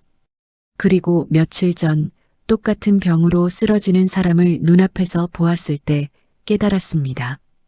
도망치는 것은 답이 아니라는 것을, 살릴 수 있는 손을 가지고 있으면서 쓰지 않는 것이야말로 죄라는 것을. 수연이 고개를 들었습니다. 눈가에 빛이 맺혀 있었지만 미소를 짓고 있었습니다. 오늘부터 다시 시작하겠습니다. 대한민국의 환자들을 위해, 그리고 하늘에서 지켜보고 계실 아버지를 위해 의사 은수연으로 다시 서겠습니다. 감사합니다. 박수가 터졌습니다. 기립박수였습니다. 한정우가 가장 먼저 일어섰고 의료진이 뒤를 따랐습니다. 수연은 단상에서 내려왔습니다. 한정우가 다가와 악수를 건넸습니다. 은 교수님, 앞으로 잘 부탁드립니다. 차기 병원장 후보로의 추천은 제가 약속드린 대로 진행하겠습니다. 감사합니다, 이사장님. 수연은 강당을 나왔습니다. 복도 창문으로 오후의 햇살이 쏟아지고 있었습니다. 주머니에서 핸드폰을 꺼냈습니다. 바탕화면에는 여전히 아버지와 함께 찍은 사진이 있었습니다. 존스 홉킨스 정문암. 딸의 어깨를 감싸 안고 눈물을 글썽이며 웃고 계시던 아버지. 아빠, 나 다시 시작해. 이번에는 도망치지 않을게. 수연은 핸드폰을 가슴에 품었습니다. 그리고 뇌혈관 센터가 있는 층으로 걸음을 옮겼습니다. 하얀 가운 자락이 바람에 펄럭였습니다. 복도를 지나는 간호사들이 고개를 숙여 인사했습니다. 은 교수님, 안녕하세요. 수연은 미소를 지으며 고개를 끄덕였습니다. 센터장실 문을 열었습니다. 넓은 창 너머로 서울의 풍경이 펼쳐져 있었습니다. 책상 위에는 이미 수술 스케줄이 놓여 있었습니다. 내일 첫 수술 예정 환자의 차트가 펼쳐져 있었습니다. 수연은 의자에 앉아 차트를 펼쳤습니다. 환자 정보를 읽어 내려갔습니다. 손이 떨리지 않았습니다. 눈이 흔들리지 않았습니다. 의사 은수연이 돌아왔습니다. 더 이상 누군가의 며느리가 아닌, 누군가의 아내가 아닌, 오직 자기 자신으로 창밖에 햇살이 명찰 위로 내려앉았습니다. 은수연 교수 마이너스 뇌혈관 센터장. 그 글자가 빛나고 있었습니다. 새로운 인생의 첫 페이지가 열리고 있었습니다. 이 사연 속 이야기 어떻게 생각하시나요? 댓글로 여러분의 의견을 남겨주세요. 그리고 재미있으셨다면 무료인 구독과 좋아요 꼭 부탁드려요. 다음에도 재미있는 사연으로 찾아뵙겠습니다.